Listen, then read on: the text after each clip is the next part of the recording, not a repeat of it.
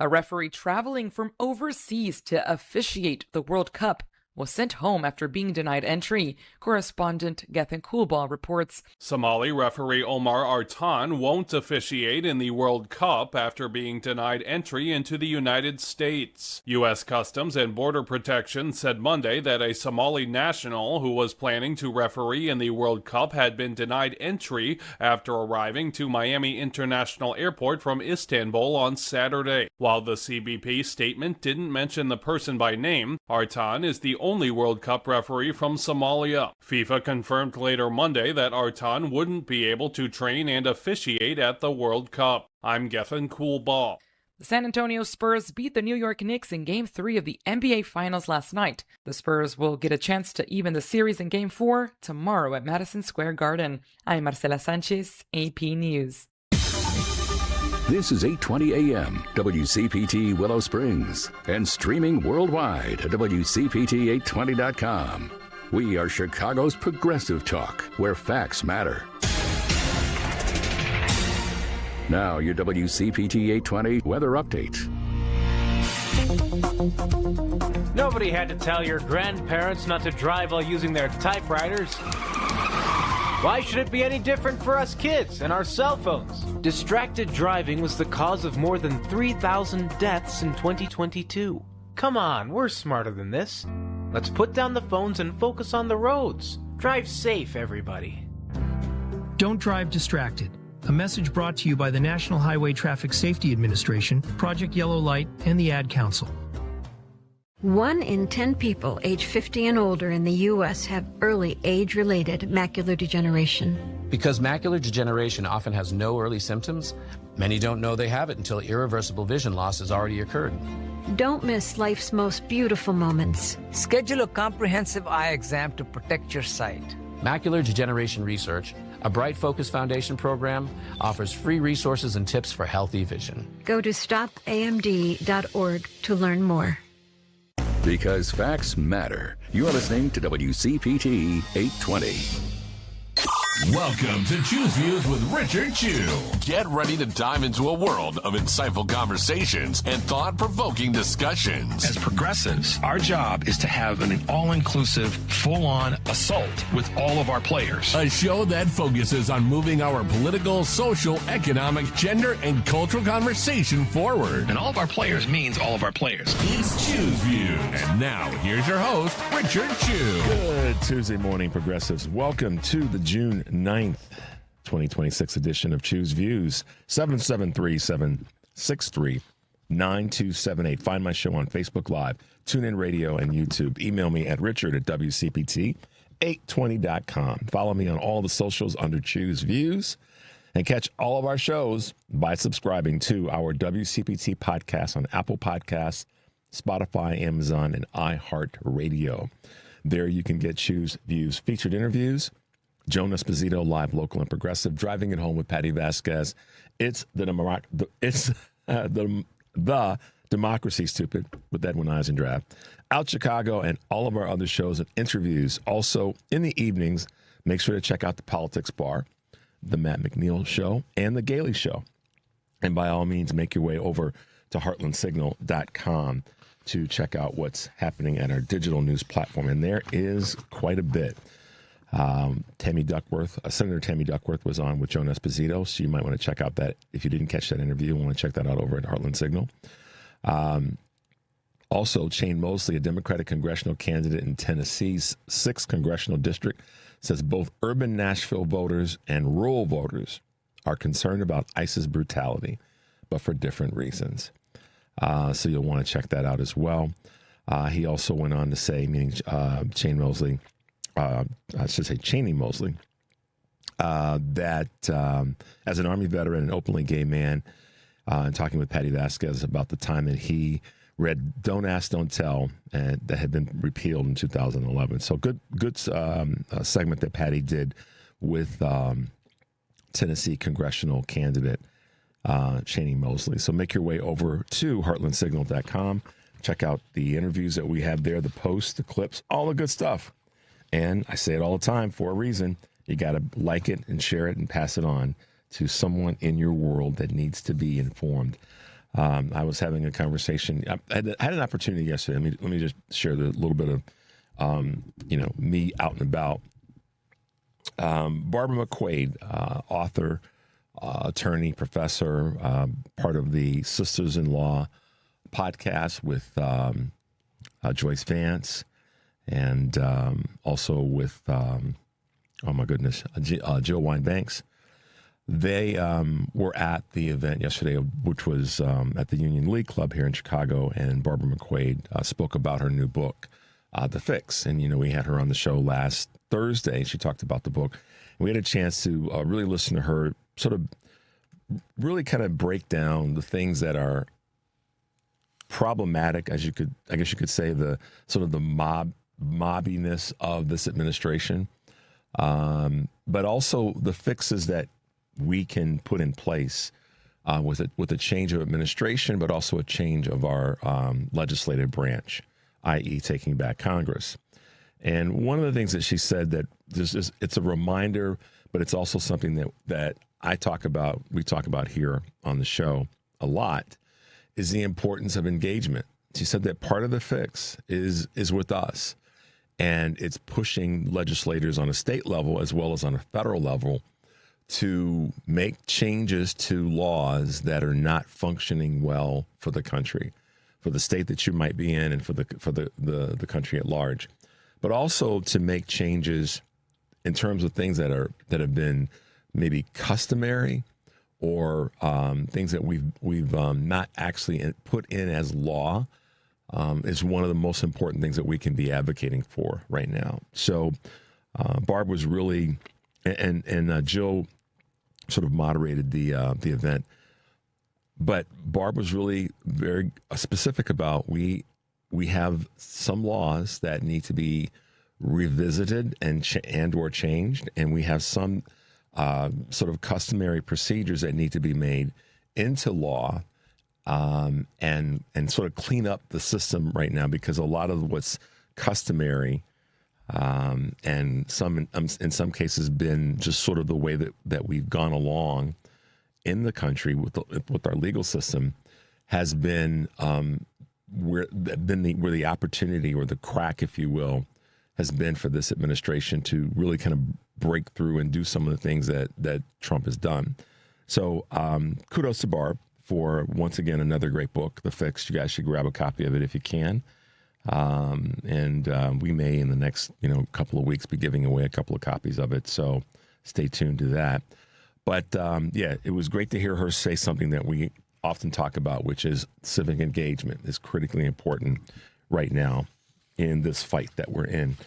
On today's show, we will be talking with folks from United Way Chicago. Jackie Rosa will be here with me in studio. We spoke with one of her colleagues a while back, Dr. Kimberly Gunther.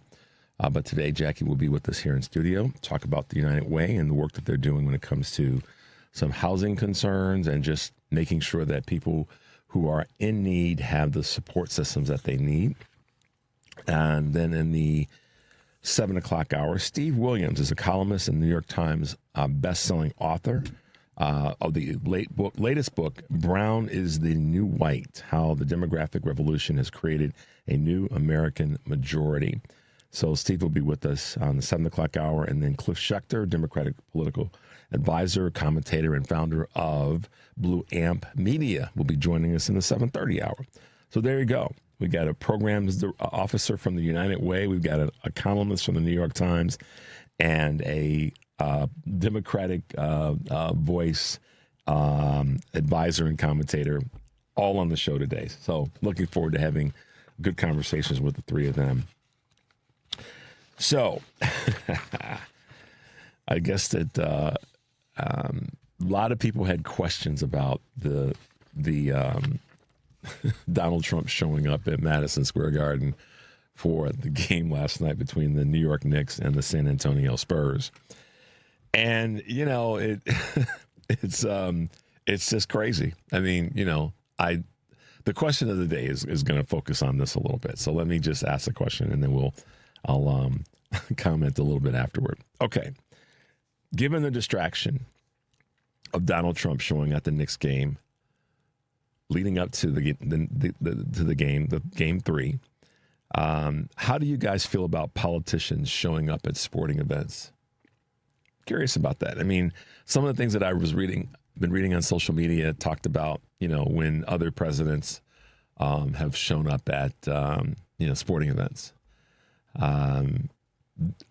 Typically, they show up after they've been in office. They don't typically show up at an event while they're in office. Sometimes they do. Sometimes it's not a regular thing. But more broadly, I said, how do you guys feel about politicians showing up at sporting events?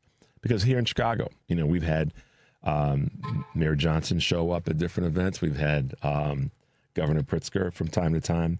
Not a regular thing, but there is a conversation around that. So I'm just curious what you guys think about that. You can send a text to 773-763-9278.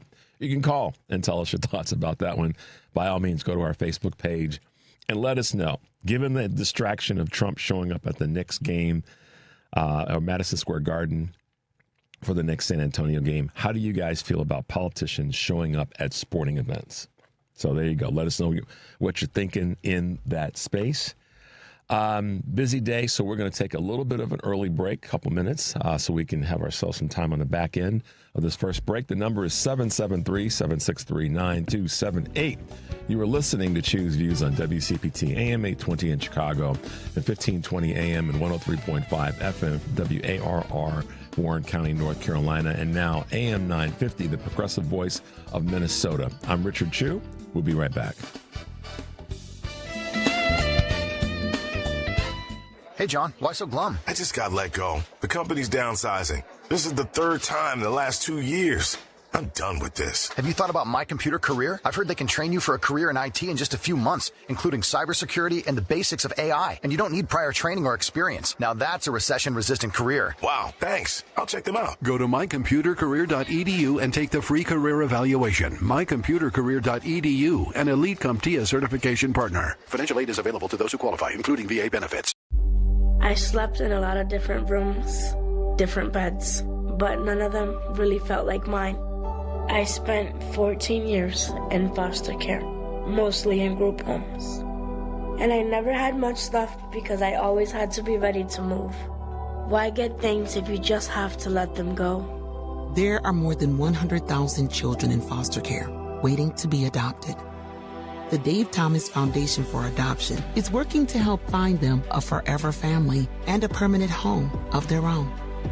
Now I have my own room with walls that tell my story. I love hanging out in here. I play dress up with my sisters and I sing and make videos. But the best part, knowing I'll always have a place to go and a family that loves and supports me. If you have room in your home or your heart, see how you can help at davethomasfoundation.org. Spina bifida is a common birth defect, and everyone with spina bifida from childhood through adulthood deserves to flourish. The Spina Bifida Association is creating a future where this is more than just possible. It's inevitable. We're advancing clinical care and shaping innovative research. With your help, we'll build the future that people with spina bifida deserve. Join us at SBAA.org. That's SBAA.org. This message is sponsored by the Spina Bifida Association of America. Because facts matter. You are listening to WCPT 820.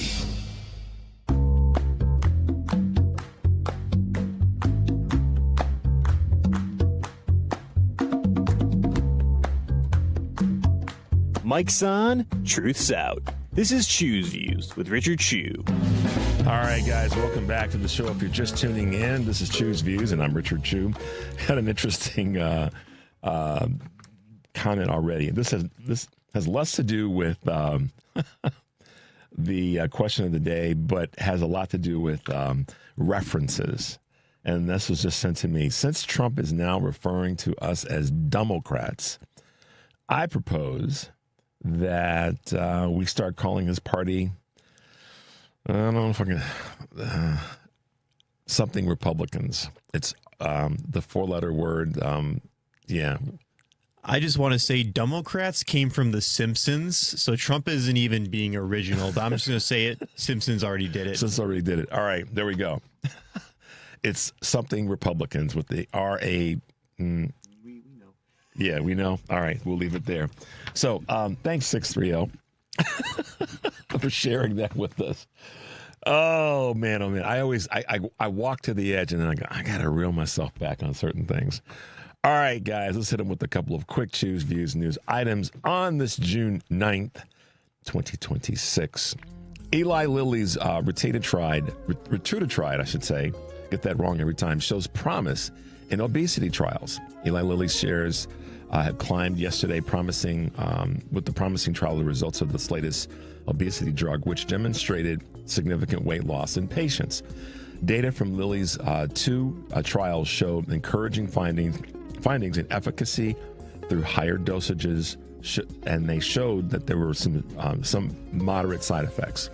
Analysts are optimistic about the drug's potential in the competitive obesity market, including as Novo Nordisk faces challenges. Lilly stock did gain 9% last year. All right, the IMF, how about this? Bracing for a turbulent economic future. The world needs to be better prepared for a future full of frequent economic shocks, according to the International Monetary Fund, Kristalina Georgieva.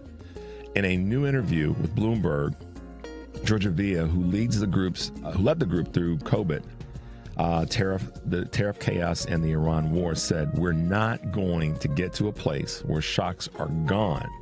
She also warned that artificial intelligence will reshape the economy. Global markets remain volatile as the Iran conflict drags on past the 100-day mark. PepsiCo embraces a driverless future for deliveries. PepsiCo has deployed 41 driverless trucks to deliver products to a handful of states, making it likely the first major U.S. consumer goods company to do so, according to the Wall Street Journal. The vehicles use cameras and sensors from autonomous truck company Gatik. As many PepsiCo drivers are also sales reps, not having to travel with goods gives them more time to engage with store owners, the company said. Banks prepare for workforce reduction as AI advances. As banks are increasingly adopting artificial intelligence, graduates entering the financial sector say that they are facing challenges with job security and reduced entry-level positions, according to Bloomberg.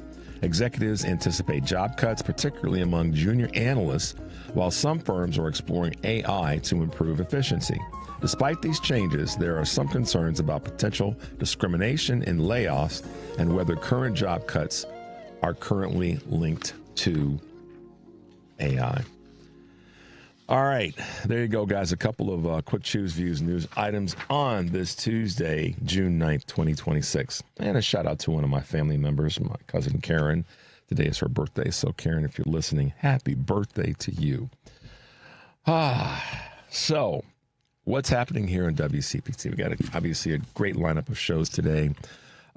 Today, of course, on Live, Local, and Progressive, Joan Esposito will be talking to Dr. Kristen Lyerly, Wisconsin-based OBGYN and former candidate for Congress. Marjorie Hershey, professor emeritus in political science at Indiana University, and Cameron Stevenson, national correspondent in Washington, D.C. for Courier. Live, Local, and Progressive weekdays 2 to 5 here on WCPT, the Heartland Signal website, and, of course, TuneIn Radio. Tonight on Driving It Home, Patty Vasquez will be joined by guest co-host Joe Kilgallen, and their guests include Bushra Amawala and Annabelle Mendoza, two Chicago area activists who recently, I should say, ran for Congress, and comedian Soli Santos. Driving It Home with Patty Vasquez, weekdays 5 to 7 here on WCPT AM 820, the Heartland Signal website, TuneIn, Facebook, and YouTube. Tomorrow on Choose Views, my guest will be Mike Bennett, Associate Vice Chancellor for Data Science and Artificial Intelligence Strategy at UIC. Choose Views contributor, our good friend Kurt Mullett from Hoosier Blues 63, and Chris Rapp is Pennsylvania State Rep and 2026 candidate for Congress in Pennsylvania's 3rd District. So there you go. Looking forward to our great week of guests. And, of course, tune into all of our shows here on WCPT. We do our best to make sure we keep you guys informed and plugged in, and we'll give you another reminder later in the show. All righty. So a couple of items that I think we should chat a little bit about. One of them is something that's taking place here locally but has federal impact or national impact. Last week, you guys may have heard, well, I talked about this, and you may have heard some of it in the national conversation about this lawsuit, or I'm sorry, this investigation by the DOJ into this case that you guys are probably familiar with when it comes to E. Jean Carroll, who won both of her cases against Donald Trump for sexual assault and then for libel. So when this started to sort of, come apart or be, taken apart, looked into, we found that the prosecutor that is deeply involved in this is U.S. Attorney Andrew Boutros. And I pointed out the fact that his investigation was in part to E. Jean Carroll, but it was also in part to the gentleman that's the head of a charitable foundation, Reid Hoffman, that had been involved in the helping E. Jean Carroll with some of her legal fees through this charity. So, of course, we know that part of what this is about is retribution, and that the direction from the White House, we don't know and don't have any facts or specific recordings or emails that say to go after them. But Andrew Boutros is the federal prosecutor, the U.S. attorney that's leading this case. So what's happened is, and this just came out yesterday, and I pointed out last week that something didn't feel quite right with this because of Boutros' connection to Trump, and also the Broadview 6 situation. And it's interesting, even yesterday, Barbara McQuade talked a little bit about this because there were other U.S. attorneys at the event, and if she's a former U.S. attorney. And to that end, a group of former federal prosecutors here in Chicago has said that the U.S. attorney, Andrew Boutros, has damaged the office's reputation. More than 100 former Chicago federal prosecutors released a letter yesterday saying actions taken by the U.S. attorney, Andrew Boutros, and other leaders have tarnished the reputation of the United States Attorney's Office. Wow. And that's also, then in addition to this actions taken, well, let me put it this way. They're speaking about both things. One, the Broadview 6 situation and the E. Jean Carroll, Reid Hoffman situation. And this is what happens when you talk about weaponizing the government. This is an example of it. And when you have 100 of essentially your colleagues, and I'll say broadly colleagues in the legal world, you've got an issue. I mean, normally your colleagues are going to stick with you until you do something that's so egregious that they feel that they've got to speak up.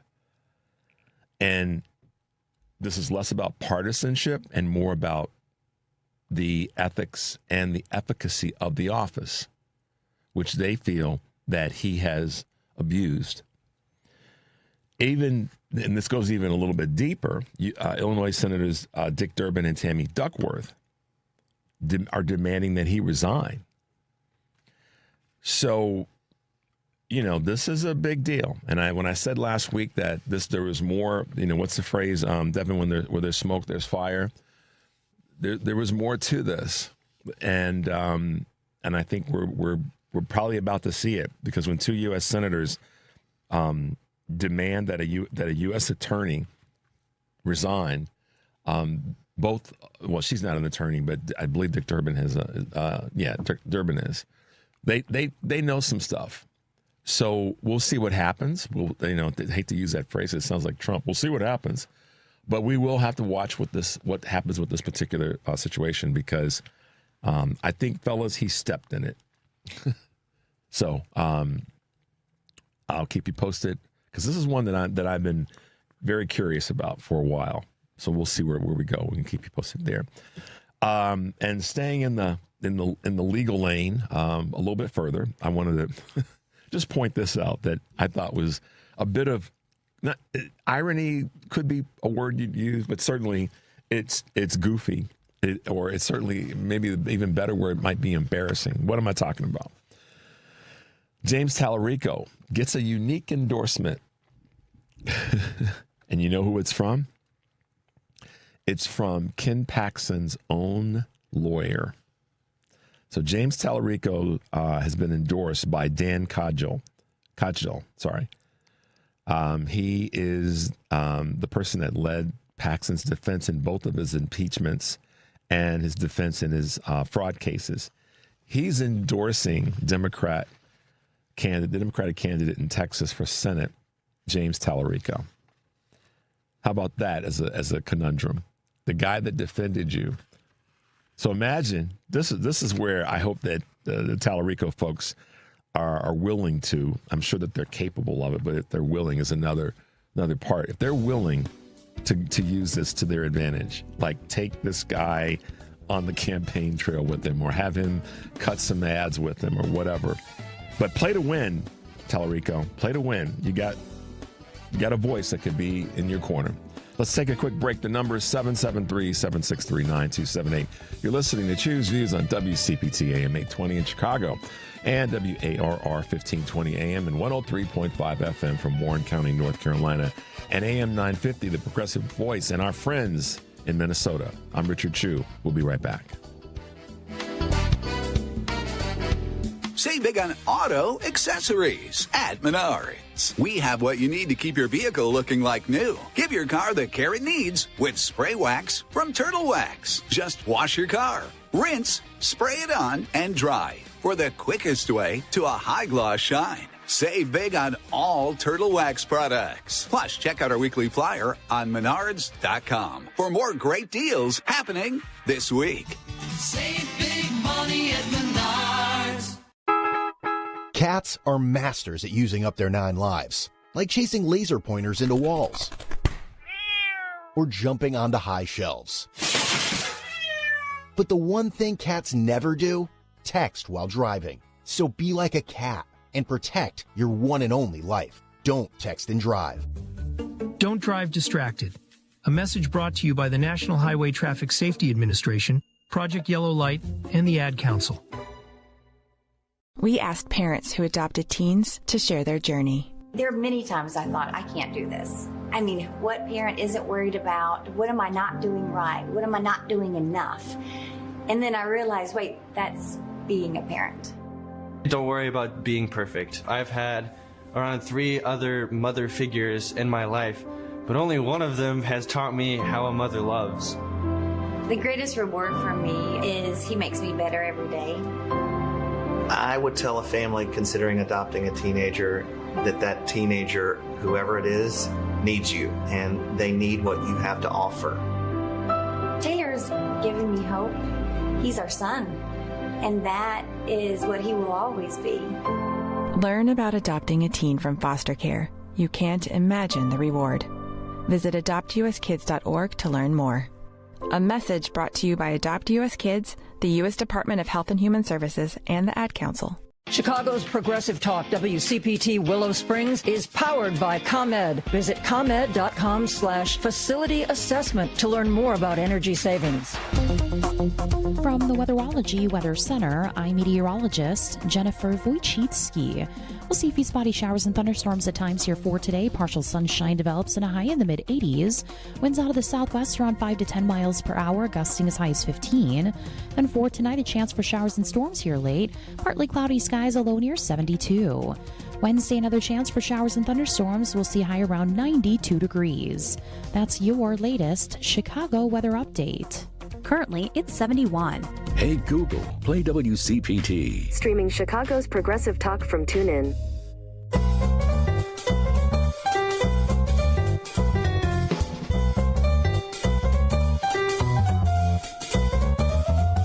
It's Choose Views, where we read more than just the headline. Now here's your host, Richard Chew. Hey guys, welcome back to the show. 773-763-9278 is the number. If you're just tuning in, it's Choose Views, and I'm Richard Chew. Take off the glasses. It's crazy having readers. You can see things in the distance, but when they're right up close, you got to have your reading glasses. One of the best things about our organizations that we have in the country that serve the public is that their goal is to make sure that people are in a better way. And with us this morning is Jackie Rosa, who is a Chicagoan, lifelong Chicagoan, been here for a long time in a good way, and been one of the leading voices when it comes to, like I said earlier in the show, just making sure that people who are in need have the resources and the tools that they need to sustain and have a better life, to not just survive, but to thrive. So good morning, Jackie. Good morning. Welcome to Choose Views. Thanks for being in with us this morning. Thank you for having me. Absolutely. So I want to dive right in and ask you this question. Most people, I don't want to say most people, there are lots of people who, when they think of the United Way, they don't have a definition in their mind of what the United Way really does. Yeah. And when I was thinking about this earlier this morning, I thought I just want to ask you that question. It's a bland question, but I think for a lot of people, they want to know more about the United Way and what its charter is and what its goals are, particularly now.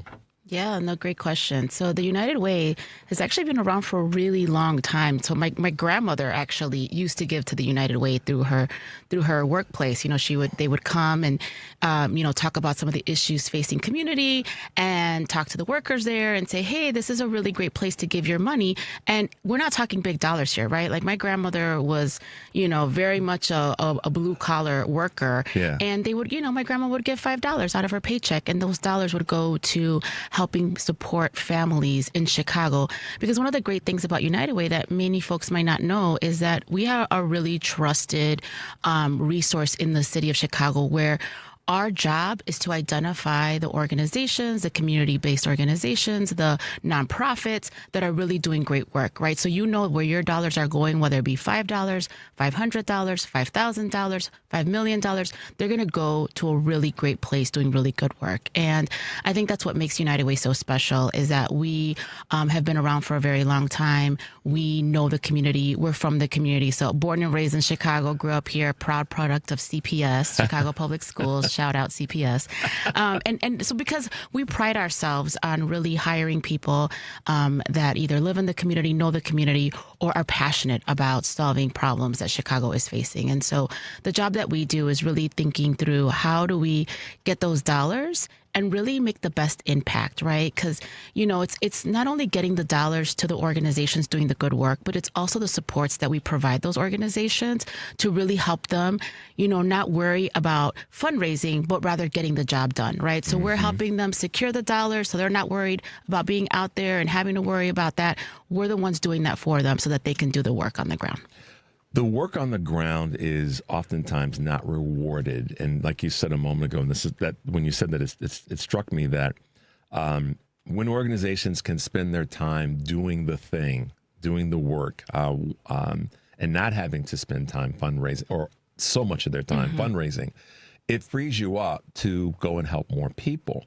And we've been blessed to have a number of folks on the show that are working for organizations. One of your colleagues we had on last year to talk about that, the importance of that, and that if we can create and have funding for organizations and then let the people who are the leaders go do the thing that they're specialists in doing, those organizations do so much better, and people have an even better not opinion, but experience with those organizations. Yeah. That's true. Yeah, absolutely. That's true. So the other thing that we just launched about 3 years ago is the 211 line, which is a partnership with the city of Chicago and Cook County. It is a public-private partnership. And how long ago was this? About 3 years ago now. Okay, go ahead. Sorry. And so 211s have existed across the nation. 211 is the Health and Human Service line. So like 311, very familiar here in Chicago.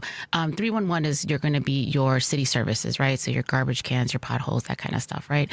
But often people need help beyond that. And 911 is an emergency line, right? So where does the in-between, right? So if I am a single mother and I am looking for affordable housing and I feel like I'm at the brink of possibly becoming homeless, right? I'm not actively homeless, but I'm struggling, I'm there. 211 is a number that you call, right? And we connect you to a live navigator, a live person on the other end that is compassionate, understands the landscape. And we have an amazing database of organizations across Chicago and suburban Cook County, and we can connect you directly to the nearest organizations that are going to provide you service. So I think that's the other really great thing about United Way is that not only are we delivering the dollars to the organizations that are doing the great work, but we're also an additional resource through 211. So we're directing people to the right places, right? And so I think that's that connection point that United Way is being able to do right now in this moment is so important when so many people are struggling. Yeah. What's been the number of people that have used the line? I know that initially there may have been higher use, and then what's been the trend, I guess, as well, of the use of the line? Yeah, absolutely. So one of the other things I want to point out about the line is that, we call them contacts because there's multiple ways of getting a hold of a live navigator. So, we've had about 600,000 contacts roughly, maybe a little bit more, but over the past 3 years. But those come in the form of calls, which is typically our highest volume. We also do a text message. So a lot of times people may not feel comfortable picking up the phone, right? They can text. And again, you're going to get a live person on the other end. So you're not going to be texting some machine or some bot. You're going to get a live navigator texting you back. Or you can also go online, and we do have a search thing online. But the majority of the folks are calling, which is what we want people to do. And I think one of the things that's really interesting about 211 is that we are seeing real-time data of what people are calling for and why they're calling. So consistently, the top 3 calls that we receive are around housing, food assistance, and rental assistance. Okay. And those call volumes will spike based on what's happening at the federal level. And this is really interesting because, when the government shutdown happened in I believe it was November, and people weren't getting their SNAP benefits, right? We have a partnership with the Chicago Greater Food Depository, where Chicago Greater Food Depository is the largest food depository in Chicago and suburban Cook County. They have like hundreds of food pantries across the city. So our 211 number and data connects directly to the Chicago Food Depository. So it's a direct connection. Really? So at every 6 hours, our data is being updated so that we have the most accurate information of food pantries in our Chicagoland area. And so when folks were not receiving their SNAP benefits and they were struggling to get food, they were able to call 211, and all they had to do was provide their zip code, and we were able to connect them to their nearest food pantry that actually had food available, right? Because the last thing we want is having people stand in line and then be told, no, we're at capacity. And that was amazing because, one, we saw just that weekend alone 149% increase in calls of people just calling for food assistance. And so we were able to work with the Chicago Food Depository and meet real-time response in demand in a way that absent 211 and absent that partnership, there would have been a lot more stress on people that are already feeling the burden of not being able to access food. Wow. It takes your breath away. And I know for you as a voice and a leader with the organization, you see so many different things and days of challenge and days of inspiration. But it's great to hear about how effective 211 has been. I mean, unfortunately, it's because of, and I didn't even think about or process it this way this morning with regard to the federal government's move. I guess it's the butterfly effect of the federal government and then the impact on local communities. We've obviously been taking some gut punches with this current federal administration, not to be partisan, but just the reality, the numbers don't lie. We talked about this a little bit earlier in terms of contributions and getting the money and the resources to the people. Have you seen an adjustment or a fall off, if you will, or maybe even an increase in the support from businesses in the community, and how they're maybe trying to take up some of the slack that's been created, or the disparity that's been created by the federal government. Yeah, it's actually, and this is the beautiful thing about Chicago. I think that this is a very giving city, right? And I think that we are proud of being Chicagoans, and we want to see Chicago succeed. So we definitely have seen a lot of support from a lot of our corporate partners to really help sort of, it is a Band-Aid, right? Because at the end of the day, these problems are so overwhelming, but at least it's providing a bridge to support, right? And so one of the things that we've also launched at United Way is what we call our Response Fund, where many of our corporate partners, philanthropic partners, gave additional dollars.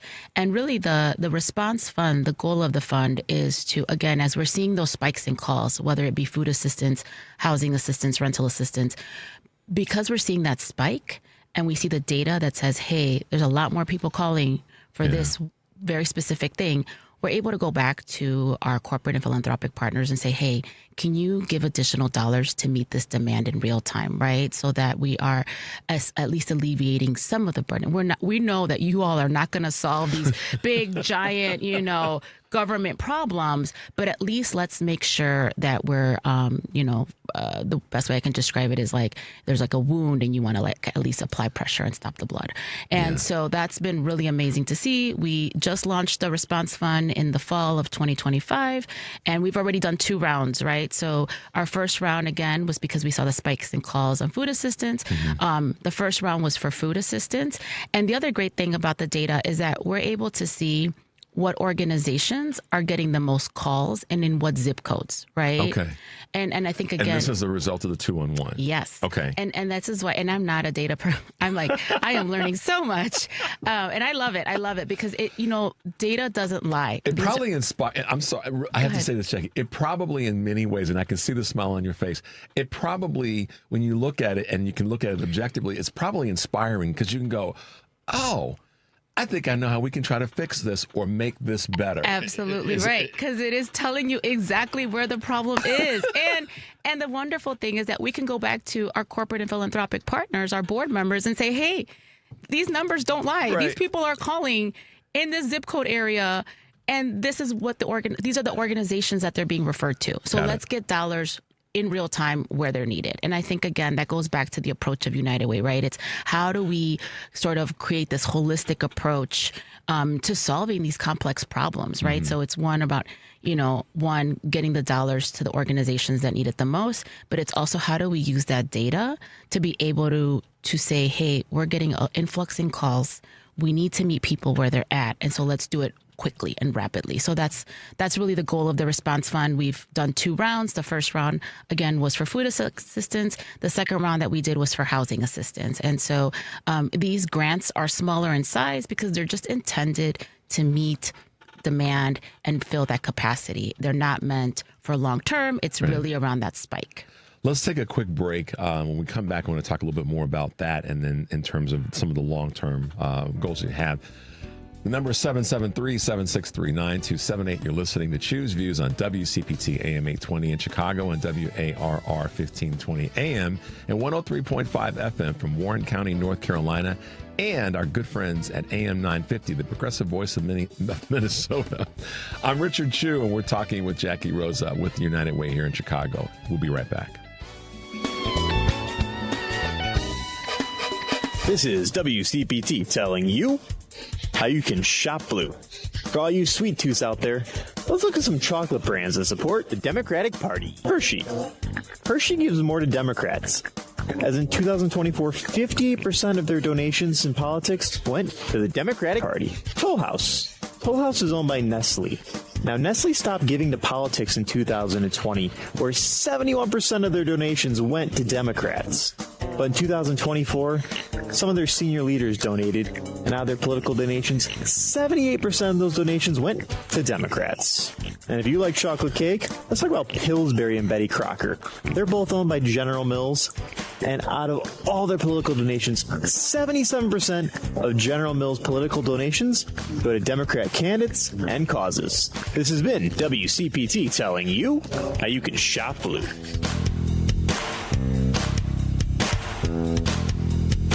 I lost count of how many foster homes I lived in. 20, maybe more. Each time, a new room, a new bed, a new routine with a new family. But never a space that really felt like mine. Eventually, I didn't even bother unpacking, because moving again was never an if. It was always a when. There are more than 100,000 children in foster care waiting to be adopted. The Dave Thomas Foundation for Adoption is working to help find them a forever family and a permanent home of their own. When I was 15, I didn't have anywhere to go for the holidays. So my high school principal invited me to stay with his family. It was just supposed to be for a few weeks, but soon they asked me to stay forever as their daughter. Now I have my own room and decorated it myself. It's kind of a tornado, but it's my tornado. And just like my family, it's mine to keep. If you have room in your home or your heart, see how you can help at davethomasfoundation.org. WCPT 820, Chicago's Progressive Talk, where facts matter.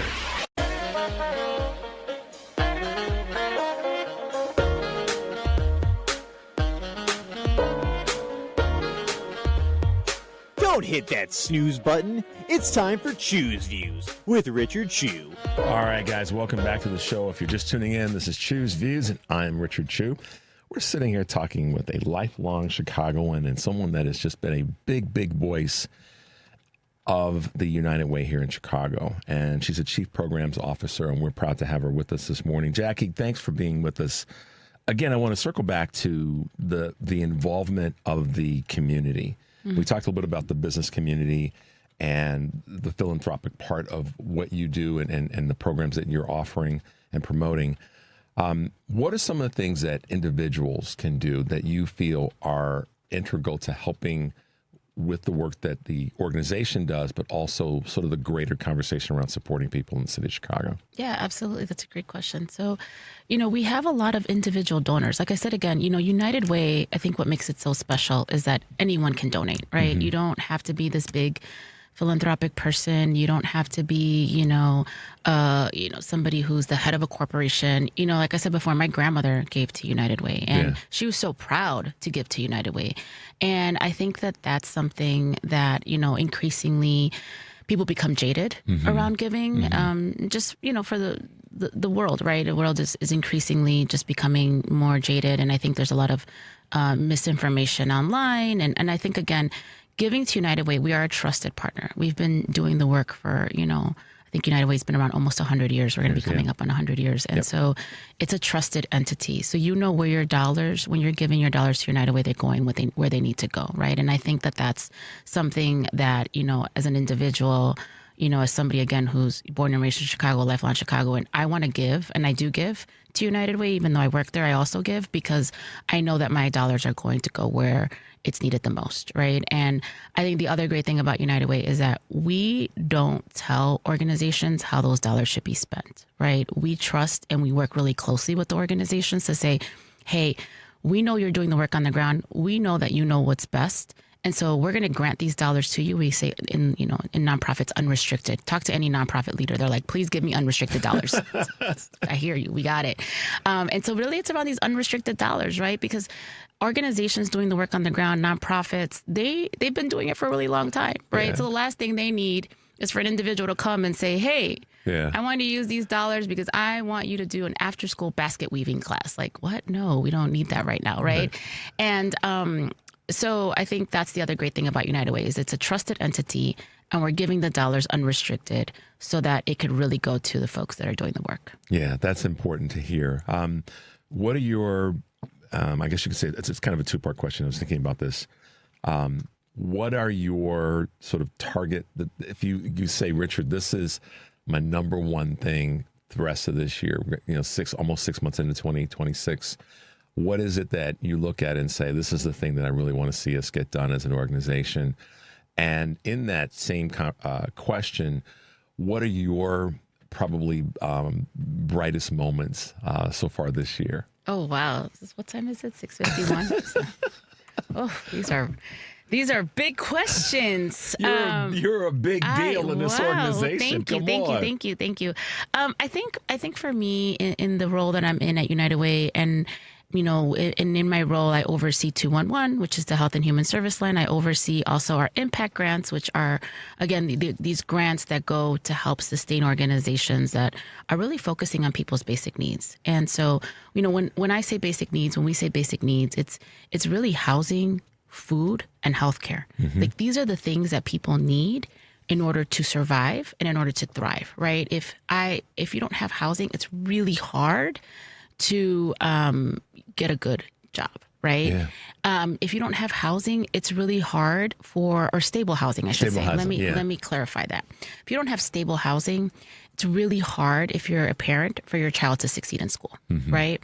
And so I think that's really top of mind. Same thing with food, right? I think, as we're continuing to see these changes on the federal level to our food assistance programs, our SNAP programs, and the changes in how, the work requirements, if people don't have food, it's really hard to survive. You cannot survive without food, right? Without a meal, and having that stability of knowing where your next meal is coming from.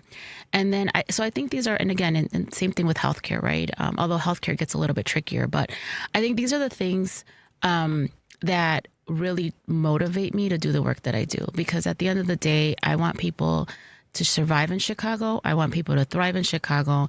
And it's really important to stabilize people and have them have their basic needs met so that they can go do the other things that they need to do. And so I think this is something that I'm very passionate about. And it's been, again, back to this 211 and these calls coming in real time. It's great to see, not great. It's actually not great to see the increase in numbers because that's actually very indicative of a much larger problem. But having, again, the data as the proof point has been such a game changer because it's not just sort of these anecdotal things. It's not just saying, we think people need food assistance or we're seeing longer lines in our food pantries. We have the numbers that essentially prove that this is a challenge for a large group of people in the city. And it's really hard for individuals, corporate partners, legislators, our elected officials to argue with the data. And I think that's what makes me excited about the future because now we're able to really have a complete story for people to really understand the complexity of what's happening to our social safety net. It sounds like 211 would probably be, if you would have, I know it started a while ago, 2 years ago. You said almost 3 years ago. Almost 3 years. Yeah, almost 3 years ago.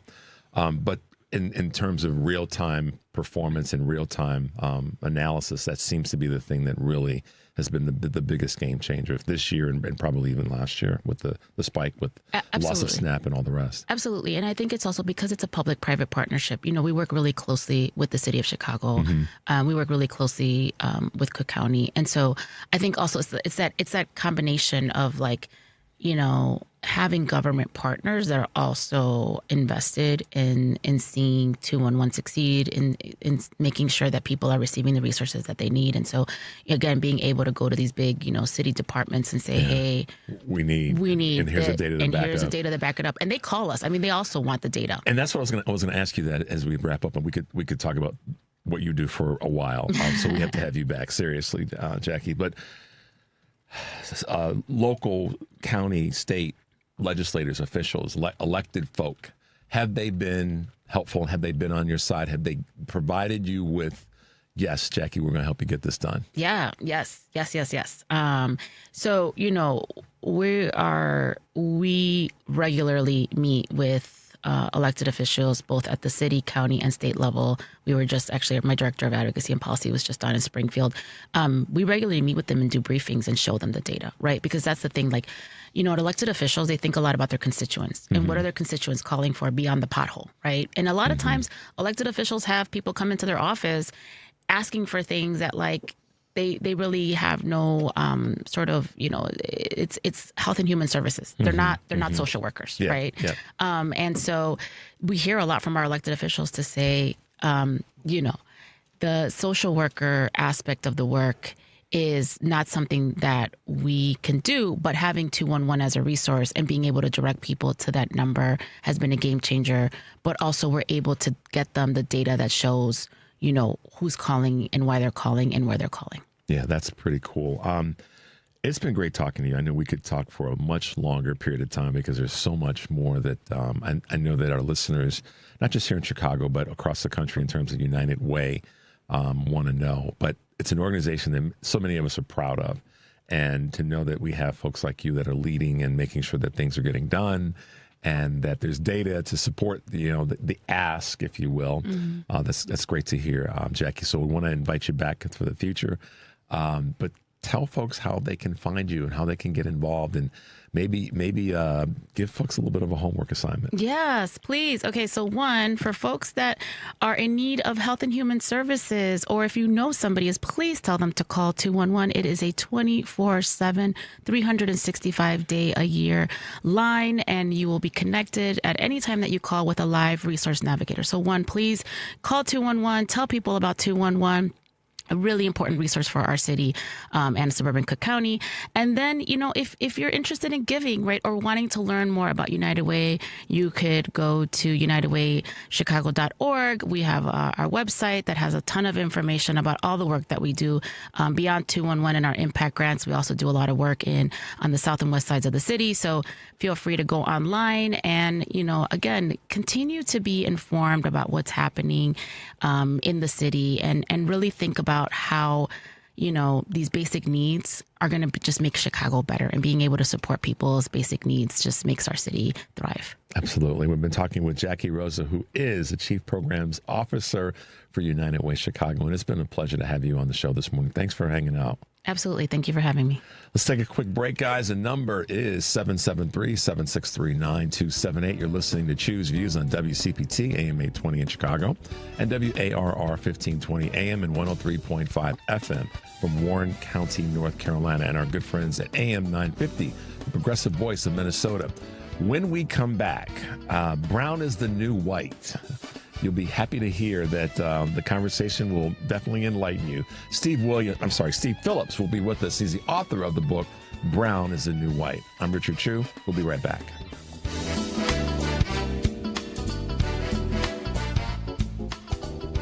We asked parents who adopted teens to share their journey. Nathan has taught me to embrace the moment. Age-wise, I'm in my late 60s. I'm old enough to be his grandfather. Will he be embarrassed to acknowledge me as his dad? I think the most important thing we can do is let them know that they're safe, that they're valued and cared for and loved, and that they're important. I knew I wanted to be adopted by him because of how he taught me to be the person who I am today. And it's coming from a dad that didn't expect to become a dad. And I feel very proud to be his son. I was what he needed, and he was what I needed. Every day is full of new opportunities. That's what it's been about, realizing the simple things that it takes to make such a huge difference in these kids' lives. Learn about adopting a teen from foster care at adoptuskids.org. Brought to you by Adopt U.S. Kids, the U.S. Department of Health and Human Services, and the Ad Council. Giving your liver a spring cleaning is easy with Active Liver from New Nordic. Search for Active Liver by New Nordic on Amazon, CVS, Wegmans, or GNC. AP News, I'm Marcela Sanchez. Voters in Maine, Nevada, South Carolina, and North Dakota will head to the polls today for primary elections. But much of the political world will be focused on Maine's U.S. Senate contest. Neither Republican incumbent Senator Susan Collins nor Democratic challenger Graham Plattner is facing serious opposition for their party's nomination. But today marks an especially significant moment for Plattner, the embattled veteran and oyster farmer who's fighting to rebuild his credibility in a campaign rocked by controversy. In Los Angeles, Progressive City Council member Nithya Raman has advanced to a November runoff against Mayor Karen Bass. The outcome means Spencer Pratt, a Republican and former reality television personality from The Hills, is out of the running.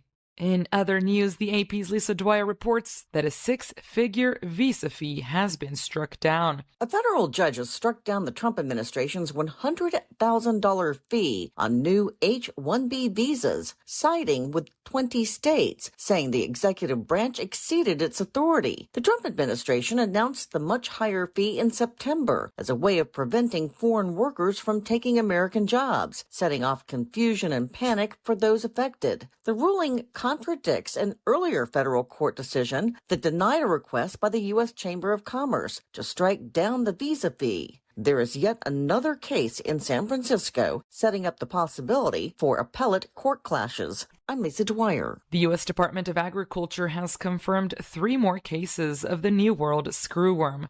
So far, there are 5 confirmed cases of the flesh-eating cattle parasite, 3 calves and a goat in Texas, and a dog from neighboring Lea County, New Mexico. More information at apnews.com. This is AP News.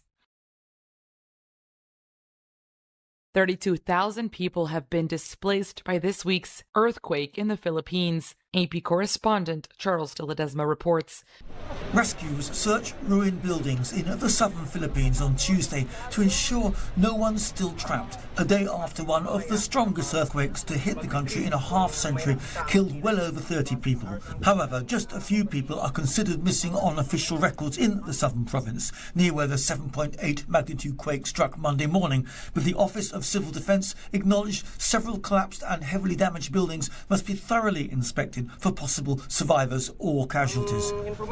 In the City General Santos, Senior Fire Officer Perfecto Roda says he's deploying canines, dogs specifically trained to assist law enforcement agencies in the search. I'm Charles de Ledesma. The quake was centered off Mindanao, the second most populous Philippine island. I'm Marcela Sanchez.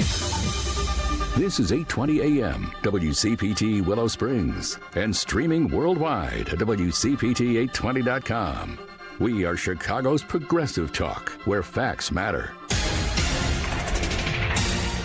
Now, your WCPT 820 weather update. From the Weatherology Weather Center, I'm meteorologist Jennifer Wojcicki. We'll see a few spotty showers and thunderstorms at times here for today. Partial sunshine develops and a high in the mid-80s. Winds out of the southwest around 5 to 10 miles per hour, gusting as high as 15. Then for tonight, a chance for showers and storms here late. Partly cloudy skies, a low near 72. Wednesday, another chance for showers and thunderstorms. We'll see a high around 92 degrees. That's your latest Chicago weather update. Currently, it's 72. Small businesses are the heart of America. But you don't have to go it alone. As the nation's largest nonprofit resource of expert business mentoring, SCORE has helped millions of entrepreneurs build their businesses for free. Get the connections, education, and guidance you need with SCORE. We're ready to help. Find a mentor today at SCORE.org. Snakes, zombies, sharks, heights. Speaking in public, the list of fears is endless. But while you're clutching your blanket in the dark, wondering if that sound in the hall was actually a footstep, the real danger is in your hand, when you're behind the wheel. And while you might think a great white shark is scary, what's really terrifying and even deadly is distracted driving. Eyes forward, don't drive distracted. Brought to you by NHTSA and the Ad Council. This is WCPT 820. Where facts matter.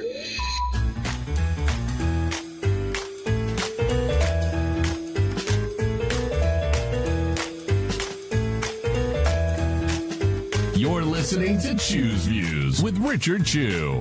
Hey guys, welcome back to the show. Tomorrow's show, as you know, Mike Bennett will be with us, Associate Vice Chancellor for Data Science at UIC, Kurt Mullett from Hoosier Blue 63. Tonight on Driving It Home with Patty Vasquez, she's going to be joined by co-host Joe Kilgallen, and their guests include Bushra Amawala and Annabella Mendoza. And then, of course, on Live Local and Progressive with Joan Esposito, she's got Dr. Kristen Lyerly, Cameron Stevenson, Marjorie Hershey. So make sure you're tuning in to our shows. We got to make sure you guys are listening and sharing. And then, you know, you have these wonderful opportunities like I do to talk to New York Times bestselling authors and all kinds of, you know, just super smart people that write great books. And one of them is with us this morning. I just love the title, Brown is the New White. Author, columnist, best-selling author, I should say, in the New York Times best-selling author, Steve Phillips is with us this morning. Good morning, Steve, and welcome to Choose Views on WCPT. Good morning. Thanks for having me. Absolutely. When I was looking at your book and when I was thinking about just the title alone, there's so many conversation pieces that we can have around this. But the thing that comes to mind, the first for me, is what in your history, what in your background drove you to write this particular book. And for those that may not know, Steve is African American. So explain to our audience, what is it about your background, your history, your experience that took you down this path?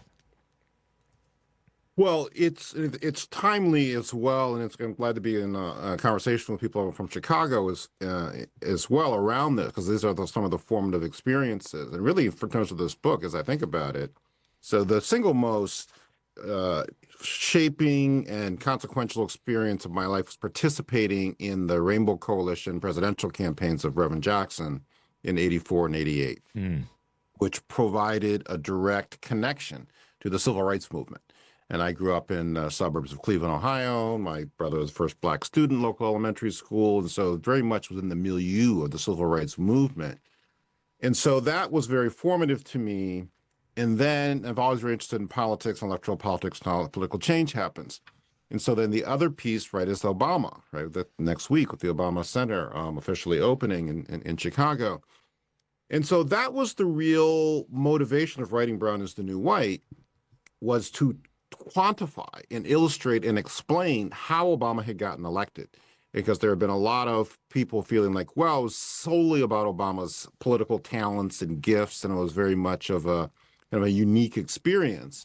Whereas I was trying to show, and we'll talk about how the demographic revolution in the country is what made the Obama election possible, coming off of the work that Reverend Jackson had done around diversifying the electorate, getting more people into the process. And I've actually run the numbers. Had Obama run against Reagan back in '84, he would not have won. Right. With the percentages of the white vote he got and the percentage of people of color, that would not have been enough because the country wasn't diverse enough. So I was trying to show how this demographic revolution had brought about a new political majority that could be transformative to U.S. politics.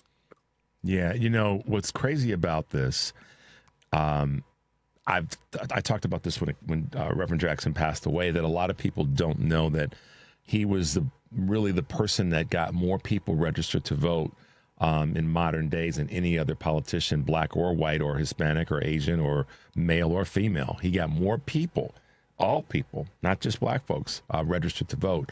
And a lot of the rural voters, a lot of rural white voters that had not been participating in the electoral process.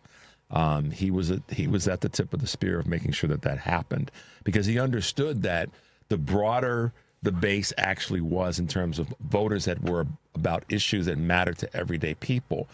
That's what the baseline of the Rainbow Coalition was really all about, is to get more people involved in the process. So thank you. I knew the answer, but I wanted you to be able to be the one to define it.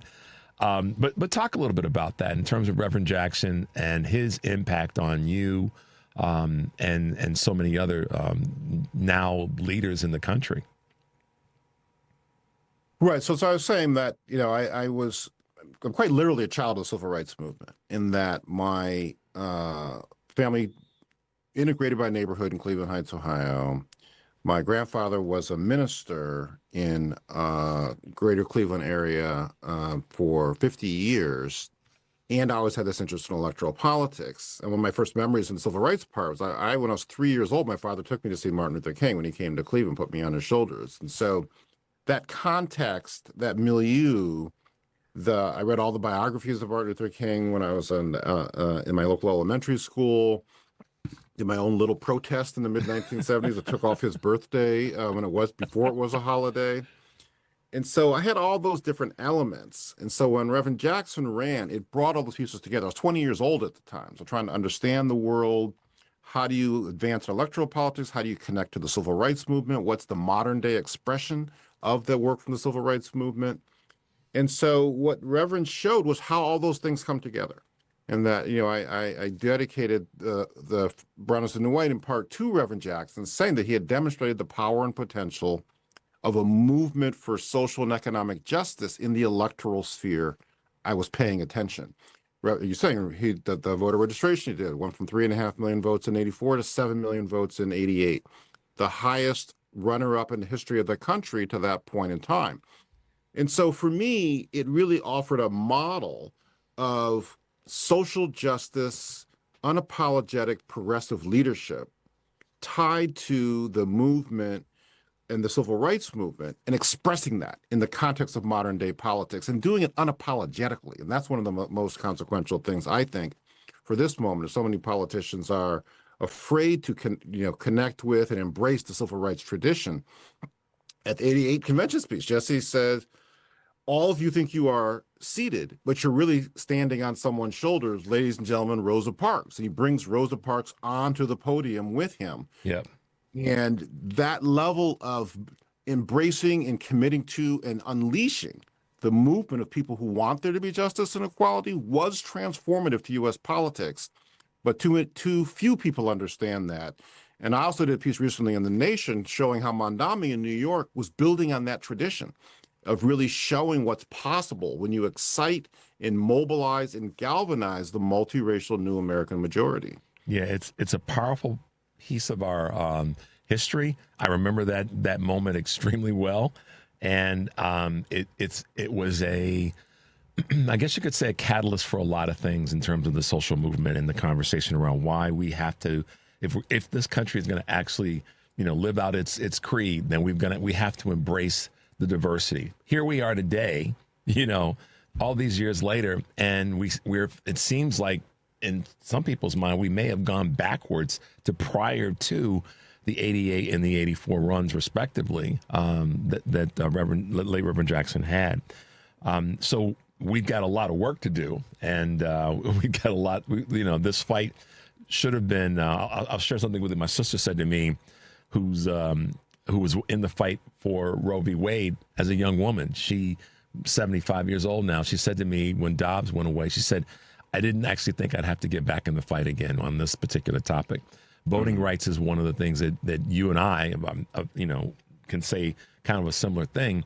We're going to take a break in a little bit. When we come back, I want to talk about voting rights, but I also want to talk about this in the conversation around your latest book, and that is another one that just leans into the conversation. Are white men smarter than everybody else? And so we'll take a break, and when we come back, Steve Phillips and I are going to talk a little bit about this one as well. The number is 773-763-9278. You're listening to Choose Views on WCPT AM 820 in Chicago and WARR 1520 AM and 103.5 FM from Warren County, North Carolina, and our good friends at AM 950, the Progressive Voice of Minnesota. I'm Richard Chu. We'll be right back. Meet Matthew Preston. Inside his apartment, everything he holds dear is protected by Progressive's renter's insurance, like his laptop and a surprisingly valuable collection of baseball bobbleheads. Outside his apartment, his laptop is still protected, as are his bobbleheads, which he carries around with him for reasons no one knows. Renters, the limits of protection aren't just the four walls of your home. When you're in Progressive's Protection Zone, get a quote at Progressive.com. Progressive Casualty Insurance Company, affiliates, and third-party insurers. Small businesses are the heart of America. Like you, these entrepreneurs started out with a dream and a drive to build a better life. If you have a small business idea to grow or challenge to face, you don't have to go it alone. Since 1964, SCORE has helped millions of entrepreneurs build their businesses. Today, they are the nation's largest nonprofit source of expert mentoring, resources, and education. Whether you're starting out, building back, or have worked at it for years, SCORE will match you with specialized mentors. Our thousands of volunteers provide the guidance and connections you need for free. Your success is waiting. SCORE is ready to help. Find a mentor today at SCORE.org.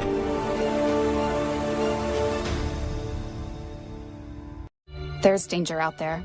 It lurks on highways and quiet neighborhood streets. It's more likely to kill you than a shark, and more terrifying than the biggest snake. Distracted driving claims lives every day.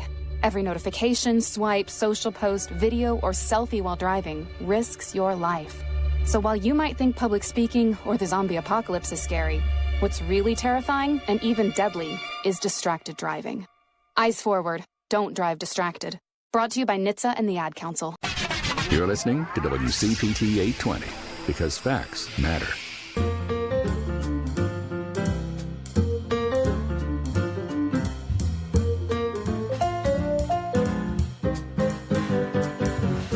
No fake news here. It's Chew's Views with Richard Chew. All right, guys, welcome back to the show. If you're just tuning in, this is Chew's Views, and I'm Richard Chew. We're talking with New York Times bestselling author Steve Phillips, and columnist as well. Has written two great books that have very unique titles. Most recently, are White Men Smarter Than Everybody Else. It harkens back for me to another book that had a title that I'm sure you're familiar with, and certainly the gentleman that wrote it, Reginald Lewis, wrote a book back in the early 90s that is entitled Why Should White Guys Have All the Fun? And for those who don't know, you should Google Reginald Lewis. He was one of the first black billionaires that bought a company and did a number of acquisitions to build a billion-dollar company. And he wrote a book that was titled Why Should White Guys Have All the Fun? And it's kind of interesting that Steve has written this book, Are White Men Smarter Than Everybody Else? Did Reg's book have any impact on you indirectly or directly? And tell us a little bit about a lot about your most recent writing. Yeah, what's interesting, what's really interesting is actually I've recently met Reg's daughter, who's a real leader herself, particularly in the New York area. I mean, he was making a different point about why shouldn't a black guy get in the circles of, the elite of corporate America and whatnot. So my book, we're having this conversation, right, weeks before the 250th anniversary of the Declaration of Independence. And in many ways, that's actually how this book started. I originally started out wanting to look at what happened to the commitments around racial justice that were made after George Floyd was murdered. And there's all this, brief period of racial reckoning, everybody making these commitments and pronouncements, and Walmart saying Black Lives Matter and announcing a racial justice center, et cetera. And then people started backtracking and the commitments weakening and wavering. And it's important to recognize this happened before the 2024 election, before this current Oval Office occupant returned to the White House.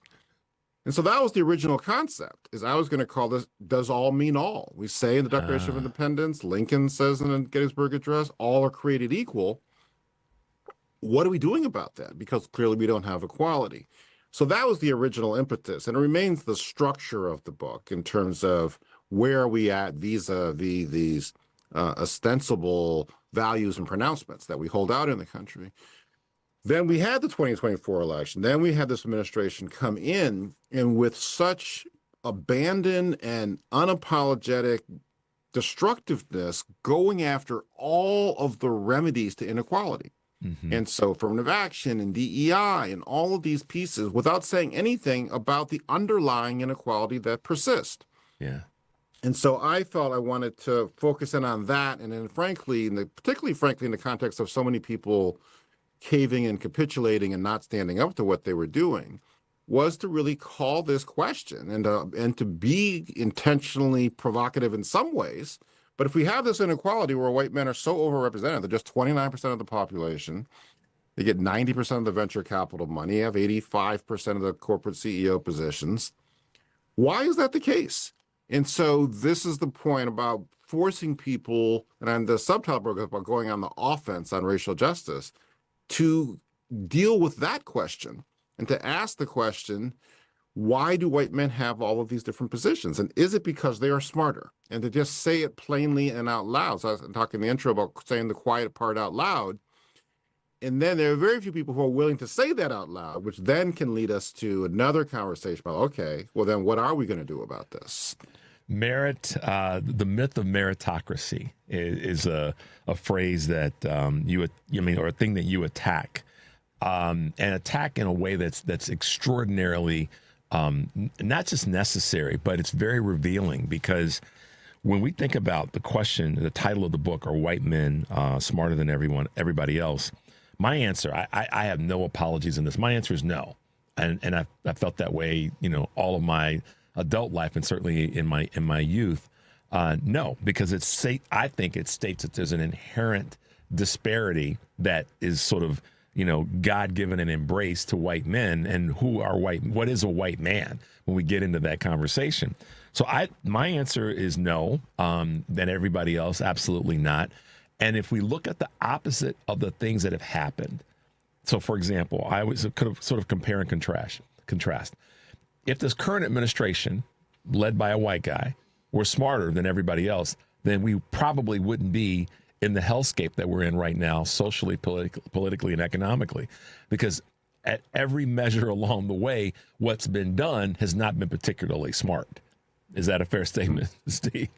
Or a way to look at it? Well, it depends from what perspective. So if your perspective is to try to make the country whiter, then there is a rationale and things actually become clearer, right? That we remain engaged in this existential battle over, is this going to be a primarily white country, or is this going to be a multiracial democracy? Mm-hmm. And that struggle continues to rage. And so it's no accident that this current president, when he got in the race in 2015, in June of 2015, he was at 4% in the polls. In that announcement speech, calls Mexicans rapists and murderers, positions himself as the defender, essentially, of white people within this country, and then shot to the top of the pack and has never looked back. So what they are doing smart? Not if you're trying to govern in the interest of the entire country and the majority of people within the country, but if you're only focused on one particular sector or one particular hue, there's a lot of logic around what they're doing. Yeah, then it becomes a statement of, it's brilliant, because it allows the group that is supporting that thought process to support that thought process. So yeah, without a doubt, I'm glad you sort of presented the other rationale in that conversation. You wrote a really compelling piece, and this ties back into what a little bit to the title of the book. And this was another one that grabbed my attention. Why are straight white men overrepresented in positions of power? Talk to us, Steve Phillips, about that. So as the second part of this inquiry, if we force people to confront the question of, are white men in fact smarter, and then go to the question of why. And so one of the other realities, frankly, around all of these attacks on affirmative action and DEI and all of that is that if those of us who have been champions of racial justice and racial equality were never big fans of DEI in the first place, but a lot of people thought it was inadequate, insufficient, kind of half measures. And so that brings up a whole question around getting at what is our understanding and our explanation. And I think that if we're honest about the past 60 years, there were shortcomings to the approaches of what we were actually trying to do. Mm-hmm. We had not accomplished the goal of having true equality within the country. And I think one of the problems that we have had is we have perpetuated the focus on the underrepresentation of people of color. And that inevitably leads towards a deficit analysis. Right. What are they lacking? What are they missing? They need more education. They need stronger families, et cetera. What I'm trying to do is to flip that script and to ask the other part of that reality. It's the other part of the same coin. Why are white men overrepresented? Mm-hmm. And so that's a different inquiry than what people of color are lacking. And then so I'm trying to popularize this concept, what we're calling straight white American male preference. And that acronym spells out SWAMP. And so I'm trying to get people to look at a SWAMP analysis, that there's actual active contemporary preference being shown to white men. You've got to get that registered because Steve, that's brilliant, man. And it's interesting, that deficit thought process, and there's so much more to talk about here, and we will do this again. But that's such a great analysis. The other side, oftentimes we approach it from what folks don't have, and the analysis has to be, well, what is it that others have that's over or more than? And I talk about that oftentimes in resources. For example, people talk about, for example, crime in Chicago. Crime in Chicago is granted, it's safe, it's dangerous, and all these other things. Well, I look at it and say, well, if Chicago is inherently dangerous and other places aren't, what is it about those areas that is overrepresented or over benefiting to allow those areas to be, safe?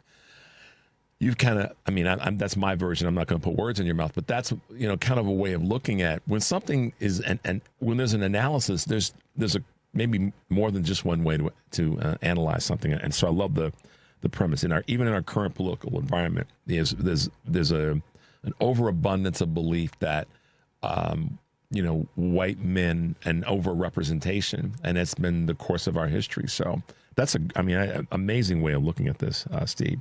Tell us more as we wrap up. Well, just on that point, I think probably the single most surprising fact that I realized when I came across when I was studying this, and actually it was Robert Smith's team of the Black Billionaire explained this to me, a show pointing me to this. There is a study by Knight Foundation showing that 98% of all of the money under management in this country is managed by white men. Not even just white people, but white men, and they don't overperform. Nope. In terms of this being smarter, et cetera. So there's no single greater statistic that shows the fallacy of all of this to me, and that opens up these trillions of dollars, what can we do about that? Can we move those investments that are actually more supportive of the communities as well? So there is significant potential around tackling these issues and undoing the preference so that we can have true multiracial democracy in America. I would love it if you would be willing to come back and we could start off talking about where you just ended in terms of unpacking some of those assumptions and then going into those percentages and showing where there hasn't been overperformance, because is that a Pandora's box? Steve Phillips, he is the author of 2 wonderful books. His latest are White Men Smarter Than Everybody Else. Steve, look forward to being with you again. We'll figure it out and we'll make it happen. But thanks for taking some time to hang out with us this morning. I enjoyed it. Thanks for having me. All right, we'll talk to you soon. Let's take a quick break, guys. You're listening to Choose Views on WCPT, AM 820 in Chicago, and 103.5 FM from Warren County, North Carolina, as well as their sister station, 1520 AM in Warren County, WARR, and now AM 950, the progressive voice of Minnesota. I'm Richard Chu. When we come back, we'll be talking with Cliff Schechter. We'll be right back. WCPT replay. We have another caller? Hello? Hello there. It's Steve from the Gold Coast, Warren. Steve Giovano. What do you know, kiddo? How are you? There you go. Good. Warren, great guy, knows his business. I mean, from the business side of it to the mechanics. Like I said, known the guy for 20 years. I mean, we met, we were both seeing the same woman. I happen to be married to her, but hey, you can't. What is happening? What No. It was all clean. Just got spilled. Hold on. I gotta get you. Hey, you can't, but you can't put a price on a guy who, like Warren. I mean, she can go, but I mean,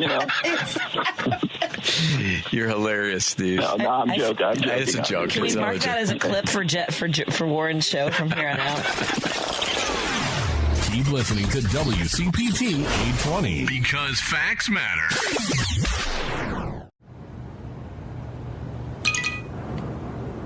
That's the sound of the ComEd Energy Efficiency Program, saving you money and energy. With rebates on Energy Star appliances, so you can come back to a home full of savings. Discover more ways to save at ComEd.com/home savings. ComEd, powering lives. Would it be crazy if you packed your bags and left for a week, a month, a year, What if you left for 2 years? What if you were going far away to help in a village on the edge of the Gobi Desert, to teach children and learn a thing or two about yourself? Would that be crazy? Peace Corps. Life is calling. How far will you go? Chicago's Progressive Talk WCPT Willow Springs is powered by ComEd. Find rebates and discounts on energy-efficient products at ComEd.com/home savings. From the Weatherology Weather Center, I'm meteorologist Jennifer Wojcicki. We'll see a few spotty showers and thunderstorms at times here for today. Partial sunshine develops in a high in the mid-80s. Winds out of the southwest around 5 to 10 miles per hour, gusting as high as 15. Then for tonight, a chance for showers and storms here late. Partly cloudy skies, a low near 72. Wednesday, another chance for showers and thunderstorms. We'll see high around 92 degrees. That's your latest Chicago weather update. Currently, it's 72. Alexa, play WCPT. WCPT from TuneIn.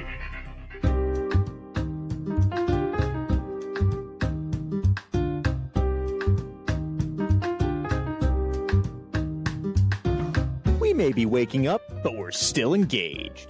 It's Chew's Views with Richard Chew. All right, guys, welcome back to the show. Thanks for being with us, and thanks to Jackie Rosa, Chief Programs Officer with United Way Metro Chicago, and best-selling author Steve Phillips, who was just our guest. His two books, two great books. Brown is the New White, and his most recent book are White Men, Smarter Than Everybody Else. The connection between what Jackie was talking about in terms of resources and what Steve was talking about as it relates to these two premises about are white men smarter and Brown is a new white. It gets in for me, as I was thinking about this yesterday and preparing for the show today, it gets into the conversation around resources and the allocation of not even the allocation of the resources, but the thought around should the resources exist in the first place when we're talking about equality. So let me set the stage this way. What Steve said, a lot of people don't talk about that much because they're afraid to talk about. Anytime there's a conversation that challenges the state of white men in America, people don't want to talk about that because, and what I mean by that is the state of what's happened at the hands of white men in America. We all can, cite an example where not the best decisions have been made, and this is not meant to be an indictment, but a question around, when we've had non-white men in roles of decision-making, have things actually turned out better? And, I dare say that there hasn't been a woman that's taken us to war, in this 250 years that we're coming up on. There hasn't been a man of color that's taken us to war. And we can crash the markets, and we can go down the list. And this is kind of where Steve was headed in talking about the one of the percentiles that he listed. We can go down the list of things that have happened that have not been at the hands of the folks who are oftentimes are viewed as the lesser than and the less experienced and those to be disparaged. So it's an interesting conversation, and we'll get into it. If we have Steve back, we'll definitely speak to that. So, but we've got to keep our conversation moving forward this morning because we have one of our good friends and good voices in this space. Cliff Schechter is with us this morning. Good morning, Cliff, and welcome to Chew's Views. Hey, man, how are you? Thanks for having me on. Absolutely. I'm doing great. Are you in Ohio right now, or are you someplace else on the planet? Well, I just came back to Ohio from someplace else on the planet. I was in Italy and Sicily, and I have to apologize to you and your staff because I think my vacation brain forgot that maybe we were going to Zoom this. So at least we get to talk, and I apologize for that. That's okay. Well, now what you have the advantage of is you don't have to show everybody your nappy hair this morning because you haven't got the hair brushed and coiffed to be on the Zoom. That's true. I don't have the large, as we would say affectionately, Jew fro going on, which I can get away with saying. Yes, you can. So it's all good. So I'm just sorry that we'll make it rock up on audio. How about that? Without a doubt, as we have done before. So I have got to ask you a couple of quick questions. You and for those who don't recognize this, Blue Ant Media was founded by and is run by Cliff Schecter. He's done a great job in starting that organization and making it work. And when I say making it work, it's the question that I want to ask. We saw the absolute butt showing once again by Donald Trump when it comes to the interview that he did with Kristen Welker. And it was just, I mean, one of my listeners sent me a text yesterday, and they said that it was an embarrassment to the country what happened in that interview. And you, as someone that's been a leader and a voice when it comes to other than corporate media, have been you saw it. And I got to get your take on how that made you feel. And given the fact that you were traveling as an American, how did that make you feel, man? The thing at this point is each new sort of depth that he plumbs doesn't surprise me, because I honestly think that he may be one of the 5 worst humans alive. And I'm not even kidding when I say that. Yeah. There's no bad quality that Donald Trump doesn't have. I mean, he's the 7 deadly sins wrapped up in the 4 horsemen of the apocalypse, wrapped up in, whatever else you can. I mean, these interviews by now, it's ludicrous that they even do them. Because in the end, you're not going to get anything from him. It's an utter embarrassment to the country. How I felt traveling was, I met these Italians. I mean, specifically in Sicily. Sicilians, I mean, it's one of my favorite places on the planet, and they're the nicest people. And they're like, "Oh, American," and they say positive things. But I wonder to myself these days if that's just part of the personality, that they're such great folks. But what they can, if they're saying any news, what they can possibly think about us. I mean, that somebody so out of their depth, that somebody so cruel, so incompetent, so corrupt could be put in that position. What does that say about us? What does that say about where our democracy is? I mean, we're coming up on our 250th, and, if that doesn't end up being a sort of a reboot, we're running out of gas here. I can tell you, being on an island in Sicily that's still right across the street from, or being on Sicily, and right across in this beach town, right across the street from the beach was this Roman wall, and you can't not think about the Roman Empire, and especially if you've read about it, how it ended in massive corruption and authoritarianism and theocratic obsessions among certain people, because everything was falling apart. So it had to be the apocalypse. It couldn't just be that maybe you were allowing people to get into office that no longer represented the spirit of the Republic, no longer represented the culture of the Republic, and only cared about themselves. Not to say that there weren't other horrors throughout Rome. I'm not saying that, and there haven't been other horrors throughout the United States. But this is just a whole different level. It's ridiculous. It's ridiculous that we call this man president, and he sends out these tweets at 2 a.m. that sound like a toddler on speed. It's just again and again and again. You're just. I mean, I'm not. I'll say this right now. I'm just going to say it, and people can think whatever they want. I'm not proud to be an American right now. I'm ashamed of it. And I'm hoping there will be a period, because I used to be really proud of it. I'm hoping that will come back, but I'm not now. Not of this. I can't remember who it was now, but someone said, one of the, I think it was a congressman or maybe someone in the administration, or maybe not, but there was a Trump MAGA, sycophant that was upset about the fact that we have this, June is Pride Month. And oh God, that must make it life really tough for them, right? Right. So you can appreciate this. Check this out. This was a guy that was making reference to, we got why do we have Pride, BLM, conversations around anti-Semitism and cultural pride, Jewish cultural pride, and he was saying, why don't we just have American pride? And I replied back by saying, listen, I'm a proud black man that supports all of these communities that you just throttled. And I have American pride, but right now I'm not proud to be an American. So, Cliff, I said it on social media. You said it here. We're both are saying it now.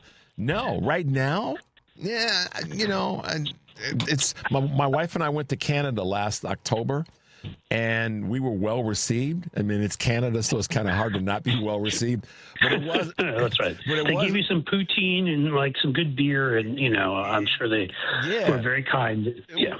But here's the point of all that, Kurt.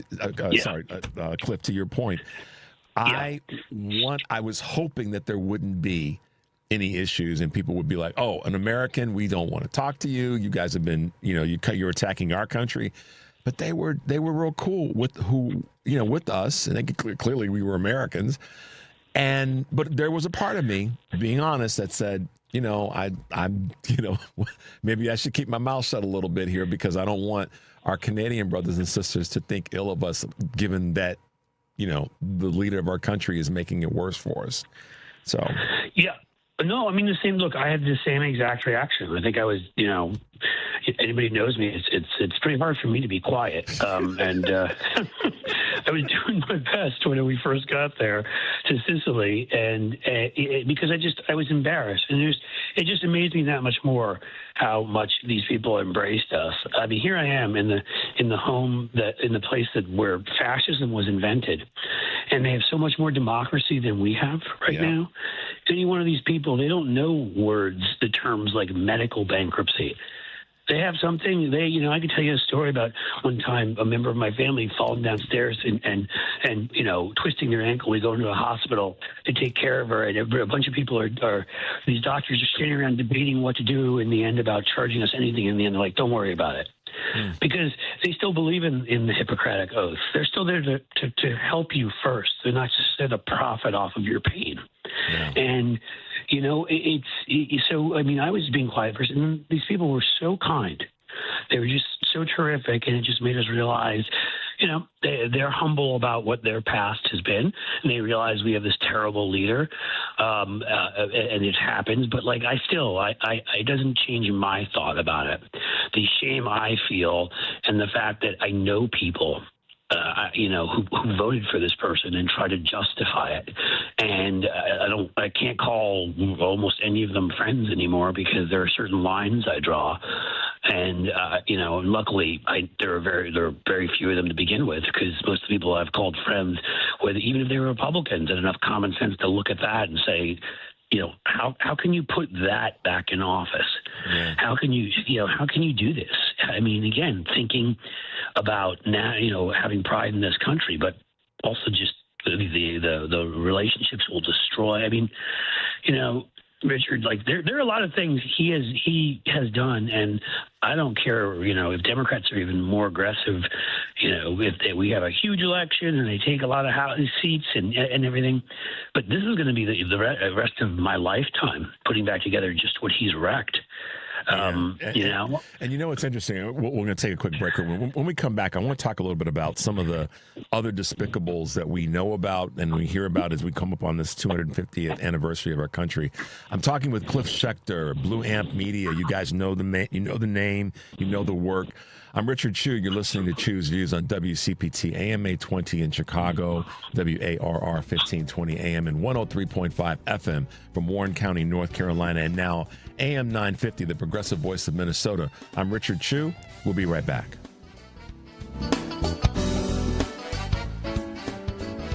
This is a WCPT Veteran Minute. When Pearl Harbor was attacked, men of all races across the country volunteered to join the fight, despite the United States Army being heavily segregated. Black enlistees were mostly assigned to combat support roles.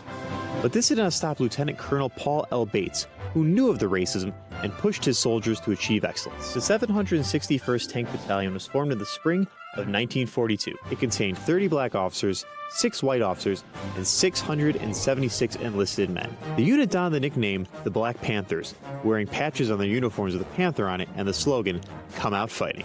And in 1944, the 761st was assigned to General George Patton's Third Army in France. General Patton gave a colorful speech to his crew, and the Black Panthers became the first African-American tank squad in World War II.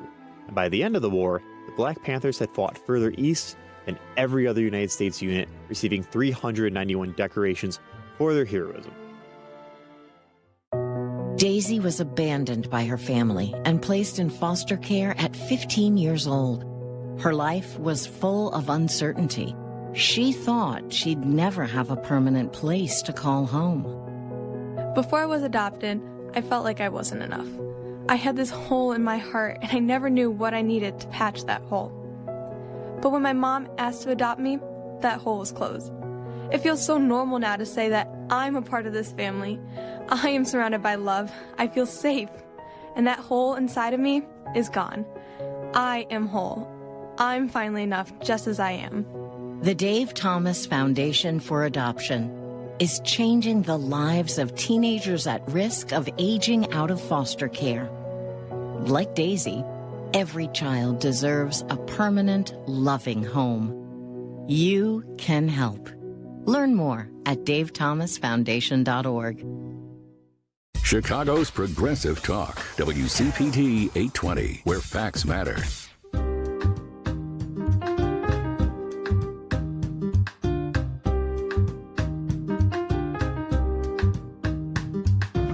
We may be waking up, but we're still engaged. It's Choose Views with Richard Chu.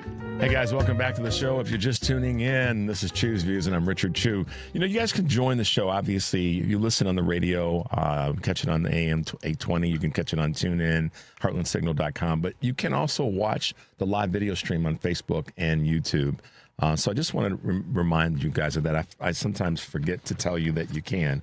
So spread the word if people want to watch the show. If you want to see the video stream, you can do that. I am talking with the great Cliff Schechter live this morning by phone. My man has been traveling and now safe and trying to get his bearings and get his time zones back in order. I just messed things up. I'm going to go apologize to your producers after this. So, No, man, don't worry about that. I wasn't purposely trying to get my bearings. I just, my brain wasn't functioning. I apologize.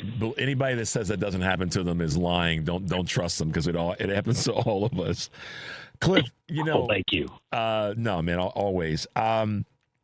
You had a great piece recently on your Substack Live about which corporations are paying for Trump's $60 million birthday cage match. Yeah. And, man, listen, I know that a lot of times we as progressive liberal Democrats can get into some trouble about decorum and doing things that have been, historically the way we've done it. And I was just with Barb McQuaid yesterday, and she talked about some of the ways that we fix things. And she was talking about her book specifically, The Fix, is that we've got to stop doing things just based on decorum. However, the other side of that, or an additional side of that conversation, is we're going to have a UFC match on the lawn of the White House. Come on, man. I mean, talk to us, Cliff. Listen, there's no lack of decorum that any of us had. If we had the decorum of like the WWE, plus like we threw in the decorum of like Fight Club, plus we threw in the decorum. Like there's just no way we could sink as low as Donald Trump, who literally thought bread and circuses was actually like a political plan, and thought that was a good strategy. I mean, so that was, I was focusing on that, especially because I knew, heading off to we spent a day or two in Rome first, and then went down to Sicily. I mean, and I've done this a few times. It's probably my favorite place, and my wife's family, some of them are from there, so we've gone back a lot. And I mean, this is a phrase for when the Republic was ending in Rome. I mean, all you're doing, and the irony, not irony, but the ridiculousness is Trump isn't even giving the bread part. He's taking that away from people. He's cutting your SNAP payments. He's cutting your Medicaid. In the end, it's just circuses. It's one, bomb Iran, which clearly all of their justifications for it have fallen apart. They've destroyed Obama's brilliant treaty. That was the best thing. The JCPOA we had the guy, I'm thinking of his name, who helped negotiate it, one of them on our show. It was the best deal we're going to get with Iran. They had inspectors there. Inspectors are what matters. They were not building a nuclear bomb. Okay, these guys can lie 1,000 times, but at least during the JCPOA. Now we don't know what they're doing. you know, and that's one of the circuses, bomb Iran, right? It's almost, what I've called it with them is, you know, they always have to up the ante. You know, it's a 3-card Monte game of violence, which is if the Epstein files pop up, hey, let's bomb Iran. But now Iran's going terribly because I'm an idiot, incompetent president who had no idea that a place called the Strait of Hormuz existed. So hey, let's do a UFC fight. That'll distract people from Iran, which is distracting people from the Epstein files, which is distracting people from my economy. I mean, it's amazing. So it's not surprising at all because these people can't produce any success of real substance. So it's just got to be. It's like social media algorithms. They have to constantly keep going. Look over here. Look over there. Look up there. Because if you look at things, you'll see that frankly, you know. One of the guys at our site who in the past worked at Amazon and Microsoft and now thankfully is with us and feels the same way about monopolies we do, Lawrence Winterman, wrote this amazing piece that went viral on where AI is headed and where we are right now with the Strait of Hormuz. And it's looking really 2007 out there. Mm-hmm. I mean, we've got stagflation. We've got the most massive debt we've ever had. And they just keep adding to it for their own grift and for, you know, war profiteers. There's, you know, we've deported 300,000 plus people. Farmers don't have workers. Now 70% of them are saying they can't afford fertilizer because, by the way, a third of that comes through the Strait of Hormuz. I'm sure Trump knew that fact well. So what the farmers are going bankrupt everywhere. I mean, we're in serious trouble. So what do? Do you fix that? Do you admit you were wrong? Do you act like a real man as opposed to this wimpy, you know, guy shuffling out and almost falling over in your interview with Kristen Welker because she asked some questions? No. You saw that too? Yeah. I mean, you know, like, I mean, I don't want to say something else because I'm not getting into the ableism here, but my God, I mean, he's in terrible shape. And so the UFC thing, it's an embarrassment. It's despicable. It's gross. It's below. I'm not a decorum guy, and that's led us way too much to not fight back in the manner in which we should with these ghouls. Yeah. But that doesn't take away from. So I agree with Barb on that. But that doesn't take away from when you're president, you're supposed to act with a certain decorum. Yeah. And this guy is the most gauche, gross, gaudy opposite of that. You know, He's Biff Tannen on speed. I already used that one. Sorry, speed. Let's find a new drug to work in there. But you know, I mean, seriously, they imagined him. Do you know that for Back to the Future too? That Biff Tannen character in the future of a completely dystopian future was based on Donald Trump. Yep. But we elected him president. We elected him president. And the crazy thing about this for so many of us that are trying to recapture some sanity is that there are still people. I had a gentleman on yesterday who you've probably seen. His name is Rich Loges, and he's founded an organization called Leaving MAGA. Leaving MAGA. Yeah. He's great. He's great. And you know, the one thing that what I found is a connective tissue with each of the persons that he's had on as a guest, that I've had on as a guest with during the broadcast, is that they were all seduced by this thing around Trump being the savior for them. And then they heard people like you or me and many others say they heard the warning, and they dogged us and said we were crazy. We were the wrong ones, the bad ones, and all this other stuff, the misguided ones. And then they had a moment, and it's amazing, Cliff, like clockwork, where there was something that personally happened to them, or something that did not get delivered on, that was a promise by Trump and all of his acolytes, that they went, that's the bridge too far. And I was like, well, wait a minute. We were telling you that was going to happen a long time ago. We didn't try to tell you. We told you that's going to happen. He's not going to deliver on that. Yep. And it's going to cause you harm. This gentleman that was on yesterday was a former federal worker that got caught up in the federal worker slice. He did. Yep. I mean, that's the thing. A lot of people thought, look, if we're honest, I'm not saying this gentleman did, but they heard that, and the Republicans have so trained people to hear certain words. So they heard government worker, and they thought black and in Washington, D.C. Yep. I mean, that's what they thought. Instead of, hey, you work for the Park Service in Utah. That's a government job. Yep. And if they get rid of you, those folks, they ain't firing. There was some racism and some of that involved in that. But also, you're exactly right. I mean, I didn't even mention, I can't get through all the things they've done to damage our economy, right? I mean, firing whatever percent it is, and I don't have that number in front of me, of the workforce, the federal workforce. Well, those are people not receiving paychecks anymore. And guess what that means? I know this is tough for Donald Trump to figure out because he inherited $400 million and found a way to actually screw that up. Yep. But what that means is they're not spending out there in our economy anymore. They're not buying things. They're not like Elon Musk or Peter Thiel that moved to Argentina or buy their 14th yacht, but buy it from Saudi Arabia or somewhere and put the rest of the money in a Swiss bank account so it doesn't help our economy at all, right? These are people that spend in our economy. And they spend at the store and the markets and all the things right down the street from where you voted for this fool from. Yeah, and I try to have grace. I really do. A lot of them are anti-Semites. They're racist. But there are ones that aren't. There are ones that 2016, look, we failed as Democrats in going as far as we needed to go because there was a lot of anger because our system was already failing. And I know we don't have enough time. Some other show, if you have me back on, if you forgive me for screwing up today. I was gonna say that.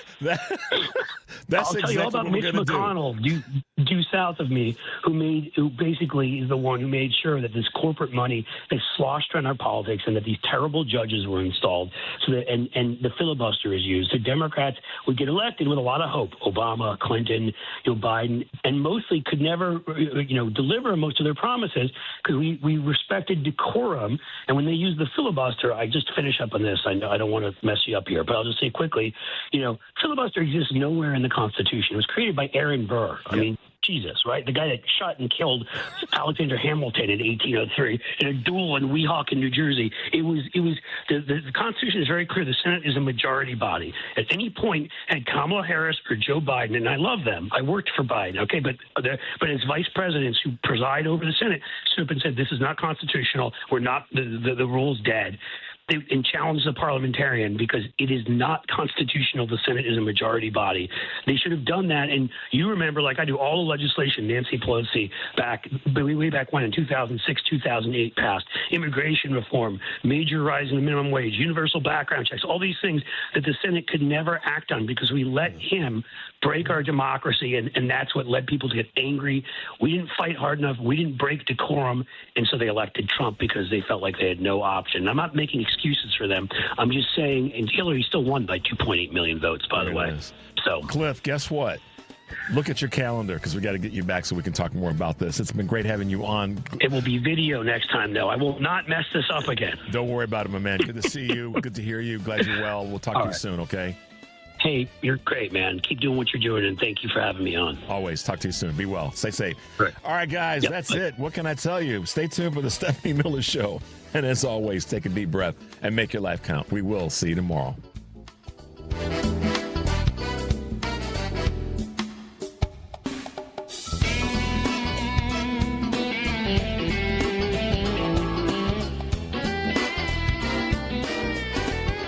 We asked parents who adopted teens to share their journey. I think my biggest challenge was getting through to him to understand that love is real and you have goals in mind, you have things that want to happen, and I want to help you get there. Sometimes people tend to shy away from wanting to adopt teenagers because they feel like they've lost so much, but there's still so much to gain. Just knowing that there's just that other person that cares and loves me out there, it feels great. And they've done so much for me, and I can only be appreciative every single day for just having them in my life.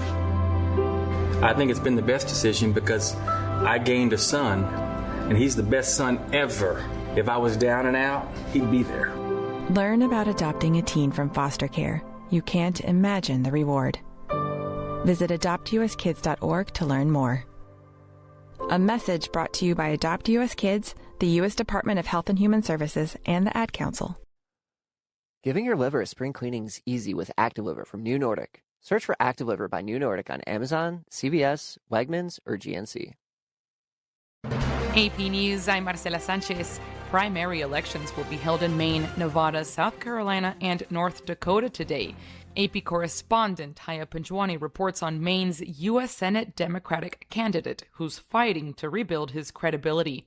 Graham Plattner is looking to make a Democratic nomination for U.S. Senate in advance of one of the most anticipated contests of the year. Plattner is running in Maine's Democratic primary, and he plans to try to unseat the longtime Republican Senator Susan Collins. He's a brash political newcomer who's energized crowds and attracted controversy. That included sending sexually explicit text messages he reportedly sent to women while he was married, and former girlfriends' claims that he could be demeaning towards women. In an interview, he said he's open to talking about those controversies. I'm very happy to talk about incredibly uncomfortable things in my life. But when things come along that are just made up or lies, I'm very much going to push back against those. Maine voters will also choose Republican and Democratic nominees for governor in crowded contests to replace Governor Janet Mills. Audio courtesy of WMTW. I'm Haya Panjwani.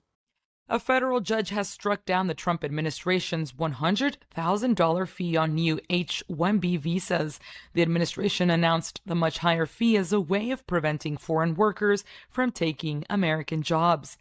Meanwhile, the State Department announced it will offer a premium expedited service for foreigners seeking business or tourist visas to come to the U.S. Applicants will have to pay $750 on top of the initial fee of $185. In a notice that's set to be published in the Federal Register this week, the department says the pilot program will run from July 1st through December 31st.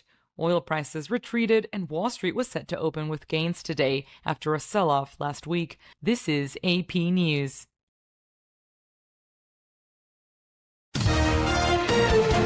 AP Sports, I'm Gethin Coolbaugh. Victor Wembanyama and the San Antonio Spurs snapped the New York Knicks' 13-game playoff win streak with a 115-111 win in Game 3 of the NBA Finals return to Madison Square Garden. It really shows what teams are made of. Wembanyama amassed 32 points, 8 rebounds, and 3 blocks as San Antonio cut New York's series lead to 2-1. In the WNBA, Caitlin Clark's three-pointer with 1.2 seconds remaining gave the Fever a 78-76 win over the Mystics. MLB cancer survivor Trey Mancini had 3 hits for the Angels in his first big league game since 2023. College football, Texas Tech QB Brendan Sorsby has been granted a temporary injunction against the NCAA to play next season. And NHL, Peter Laviolette will be the next head coach of the Los Angeles Kings. Gethin Coolbaugh, AP Sports. This is 820 AM, WCPT Willow Springs, and streaming worldwide at WCPT820.com. We are Chicago's progressive talk, where facts matter. Now, your WCPT 820 weather update. From the Weatherology Weather Center, I'm meteorologist Jennifer Wojcicki. We'll see a few spotty showers and thunderstorms at times here for today. Partial sunshine develops in a high in the mid-80s. Winds out of the southwest around 5 to 10 miles per hour, gusting as high as 15. Then for tonight, a chance for showers and storms here late. Partly cloudy skies, a low near 72. Wednesday, another chance for showers and thunderstorms. We'll see high around 92 degrees. That's your latest Chicago weather update. Currently, it's 73. Chicago's Progressive Talk, WCPT Willow Springs, is powered by ComEd. Visit ComEd.com/facility assessment to learn more about energy savings. This is Tony Moret. I'm an estate planning attorney who drafts living trusts and wills for my clients. You have probably heard my ads here on WCPT for the last few years. Your fellow listeners, when we have completed their plans, say, I wish I had done this sooner. It wasn't nearly as hard as I thought it would be. We can complete your estate plan within 30 days or less. There are certainly decisions that need to be made, but my 30-plus years of experience will help guide you through this process. There may never be a perfect time to start, but whenever I'm asked when is the best time, my answer is always the same. Now is the best time, while it is on your mind. Being able to tell your family that you have an estate plan in place, that all the details have been taken care of, will be a great relief to both yourself and those you care for the most. Our initial consultation is without charge, and there is no obligation. My phone number is 847-996-0496, and my website is moretlawoffice.com, spelled M-O-R-E-E. I look forward to speaking with you. This is WCPT telling you how you can shop blue. While Donald Trump is making a mess out of this country, let's take a look at some vacuum cleaners that support the Democratic Party. iRobot. Now, iRobot is a company that makes Roombas. Everyone knows what a Roomba is, right? Little electronic vacuums that do it themselves, pretty dang cool. Well, 96% of iRobot's donations went to Democrats in 2024. Samsung. Now, yes, Samsung did donate $374,000 to the Democratic Party in 2024, but that was only 61% of their donations. And there's a handful of vacuum cleaner companies that aren't in the U.S. and therefore don't donate to politics at all. Those companies are Dyson, they're out of the UK, Shark Ninja, also out of the UK, Hoover, Dirt Devil, and Roborock, all three of those are out of China. The Republicans always make the mess, and it's always the Democrats who have to clean it up, right? Maybe Donald Trump should step aside and let Roomba and Samsung take over. This has been WCPT telling you how you can shop blue. Because facts matter. You're listening to WCPT 820.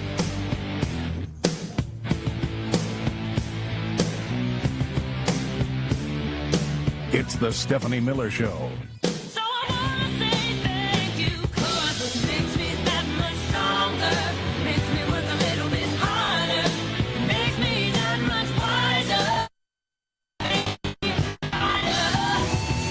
You want to see the